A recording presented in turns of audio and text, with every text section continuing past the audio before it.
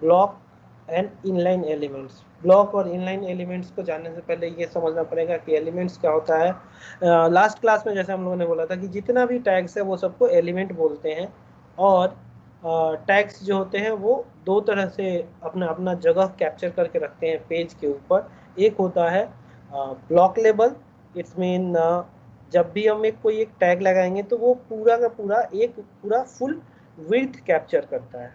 Okay, और ये full width capture करने वाला जो टैग है वो है div टैग, एड्रेस टैग, और इस साइड में लेफ्ट हैंड साइड में दिया हुआ जितना भी टैग है ये सब का सब फुल विड्थ कैप्चर करता है। जितना भी वहाँ पे जगह होगा वो पूरा का पूरा कैप्चर कर लेगा।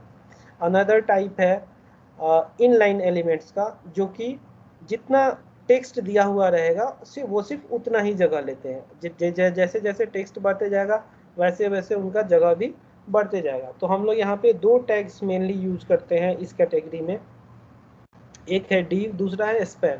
बेस्ट एग्जांपल्स बनाते हैं हम इसके ऊपर में कि ये किस तरह से काम करता है। अभी हम लोग एक फिर से नया फाइल बनाएंगे, new file, save as, I will say div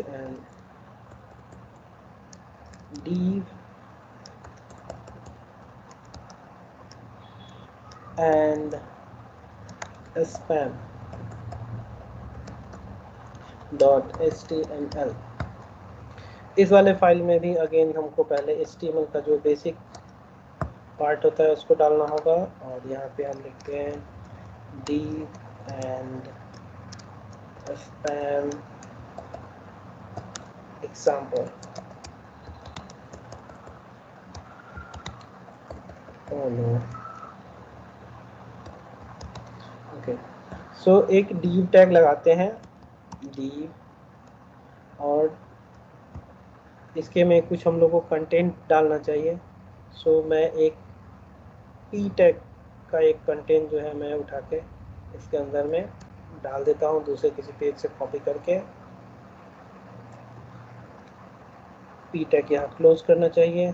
साथ में मैं एक स्पैन टैग का यूज करता हूँ, और इसके अंदर में मैं टेक्स्ट डालता हूँ। ये p टैग को थोड़ा देर के लिए मैं हटा देता हूँ ताकि ये पता चले कि ये किस तरह से एक्सपैंड करता है। और मैं एक इसमें स्टाइल में बैकग्राउंड लगाऊंगा ताकि बैकग्राउंड से देखने से पता चले कि वो किस तरह से जगह लेता है। एक में ब्लू कलर देता हूँ और दूसरे में मैं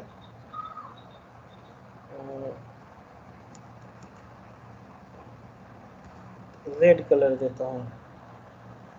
सो रेड, सेव इट।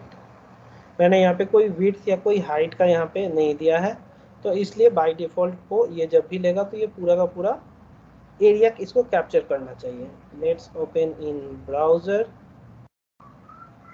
तो ये यहाँ पे इस तरह से, अगर हम लोग यहाँ पे ध्यान से देखें तो div का जो एरिया है वो यहाँ से शुरू होता है और यहाँ लास्ट तक एंड होता है। बट अगर स्पैन का देखेंगे तो टेक्स्ट जहाँ पे ख़त्म है वहीं पे इसका एरिया जो है वो कंप्लीट हो जाता है। तो यानी अगर मैं एक कोई दूसरा स्पैन टैग एक और लगा देता हूँ यहाँ पे,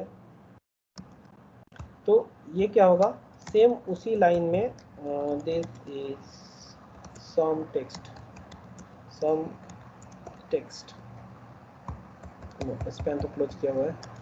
तो ये जो सेकेंड वाला जो मैंने टेक्स्ट लिखा है ये भी इसके साथ में आ जाएगा। बट अगर मैं ये सेम काम div के साथ करता हूँ, मैं इसी का एक और कॉपी बनाता हूँ, और ये ब्लू है तो मैं उसको ग्रीन कर देता हूँ, और ये रेड है मैं इसको भी कोई कलर दे देता हूँ। लेट्स मेक इट ग्रीन और grey. Let's see what will the outcome. तो जब कोई दूसरा div मैंने लगाया उस वाले सिचुएशन में div जो है वो नया लाइन से स्टार्ट हुआ, बट यही अगर स्पैन लगाया तो ये जहाँ जगह ख़त्म हुआ था वहाँ से शुरू हो गया। सो इससे क्लियर होता है कि दो तरह का टैग है, एक है ब्लॉक टैग, दूसरा है इनलाइन। सो ब्लॉक टैग जब भी शुरू होगा और एंड होगा वो पूरा एरिया कैप्चर करता है, और इनलाइन टैग जो है वो जहाँ पे फर्स्ट टैग का पहले वाले टैग का ख़त्म हो जाता है एरिया, वहीं से दूसरा टैग जो है वो स्टार्ट हो जाता है। It's don't waste any space. Mainly div और span में ये एक डिफरेंस है, और div का हम लोग फर्दर और भी बहुत सारा यूज करेंगे, उसमें हम लोग को पता चलेगा कि किस तरह से ये रिएक्ट करता है और different type of UI create करने में हेल्प करता है।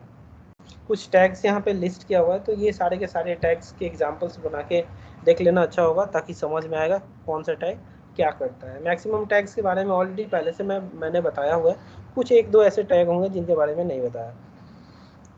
So go and dig something, try to find out how these tags work. Okay.